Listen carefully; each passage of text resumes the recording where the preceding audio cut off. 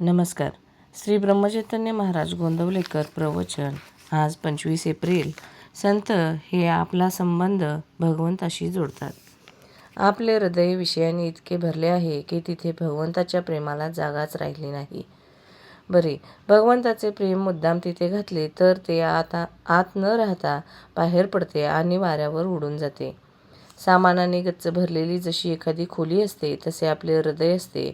या हृदयाचा संबंध भगवंताशी जोडण्यासाठी आपल्या हृदयातले सामान म्हणजे विषय खाली करून त्याच्या जागी भगवंताचे प्रेम भरणे जरूर आहे. साधारणपणे आपला अनुभव असा आहे की एखादी वस्तू आपल्याला पुष्कळ आणि पुन्हा पुन्हा मिळाली तरी तिचा वीट येतो.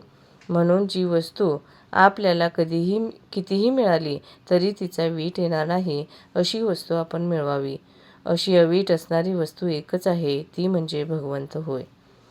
राजाने आपल्या नावाचा शिक्का केला आणि जो अति प्रामाणिक होता त्याच्याजवळ दिला. त्याप्रमाणे भगवंताने आपले नाम संतांना दिले.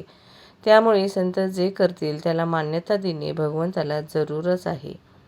आपण आणि संत यांच्यामध्ये मनुष्य या दृष्टीने फरक नाही, पण फरक आहे तो हा की संत हा जसे बोलतो तसे वागतो, तर आपण बोलतो चांगले आणि वागतो मात्र त्याच्या उलट. आपल्या स्वार्थाच्या आड कोणी आले की आपण वाईट बोलतो.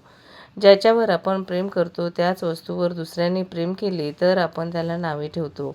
आपण नुसती नीतीची तत्त्वे जेव्हा सांगतो तेव्हा अगदी चांगली बोलतो, पण वागताना मात्र उलट वागतो.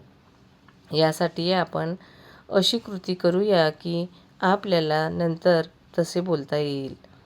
गाडीत बसायला मिळावे म्हणून काही कुणी गाडीत बसत नाही, तर आपल्या स्टेशनला जाण्यासाठीच मनुष्य गाडीचा आधार घेतो. तसा मोठमोठ्या संतांनी प्रपंच केला खरा, परंतु तो सुखासाठी केला नाही. आपल्या वृत्तीपासून न ढळता इतरांना तारण्याचे काम संतांनी केले. बुडणाऱ्या माणसाला जसा दोरीचा आधार द्यावा त्याप्रमाणे संतांनी आपल्याला परमात्म्याचा आधार दिला. चंदनाच्या झाडाजवळच्या झाडांना जसा चंदनाचा वास लागतो त्याप्रमाणे संतांजवळ राहतो तोही संतच बनतो. काही कष्ट न करता परमार्थ साधणे हीच सत्संगतीचे महत्त्व आहे. आपण प्रपंचात इतके खोल जातो की संतांची हाकच ऐकू येत नाही. ती ऐकू येईल इतक्या तरी अंतरावर असावे. धन्यवाद.